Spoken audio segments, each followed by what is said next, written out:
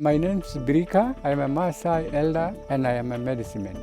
A medicine man uses bush medicine and ancient rituals to heal people of physical, mental, and spiritual ailments. Get ready for some Maasai wisdom. Birika shows us how he makes medicine straight from nature. The name of this leaf is called Maasai. It is a medicine for when you test the legs and swelling. So I'm going to melt and then I'm going to show you how to use. Make it fire. I melt under the fire like this. The liquid is inside the leaves. You see the liquid?